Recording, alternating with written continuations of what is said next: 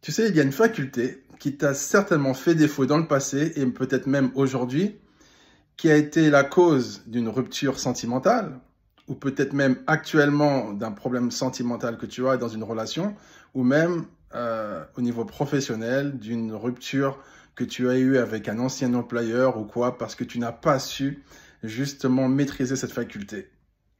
Et cette faculté, tu la connais, elle s'appelle la communication. Alors, clairement, la communication, c'est quoi? La communication, ça vient du latin communicare, qui veut dire mettre en commun. Mettre en commun quoi? Mettre en commun ce que je pense dans ma tête et ce que je sors de ma bouche. Et c'est un exercice extrêmement compliqué. Ça peut paraître simple, mais lorsqu'on cherche à expliquer ce qu'on veut dire, on se rend compte que ce n'est pas évident. Et encore pire lorsque tu parles en public. Et c'est là où je veux en venir. Lorsque tu parles en public et que tu veux passer un message clair, limpide et impactant, tu as du mal à le verbaliser parce qu'il y a les émotions, il y a le stress. Et donc, du coup, c'est exacerbé lorsque tu es devant des personnes. Dans ta tête, tu as peut-être quelque chose d'intelligent à dire. Tu as peut-être des explications. Tu as un raisonnement logique à faire passer. Tu dois convaincre ton auditoire.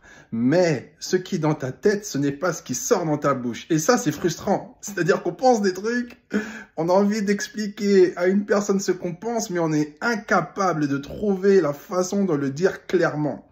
Et ça porte préjudice souvent dans le milieu professionnel. C'est-à-dire qu'on a du mal à communiquer. On a du mal à prendre la parole en public et à exprimer ses idées. Donc, pour t'aider, il y a une formation que je mets en place depuis pas mal d'années et qui a aidé des dizaines et des dizaines de personnes à parler en public. Donc, j'ai créé cette formation sur la prise de parole en public. Donc, elle aura lieu très bientôt, le 28 et le 29 novembre prochain. Et avec un retour d'expérience le 12 janvier, parce qu'il y a 2 jours de formation et ensuite je vais te demander de faire des choses et on va se revoir sur une 3e date afin que tu puisses vraiment me dire ce que tu as vécu lors de ces semaines passées.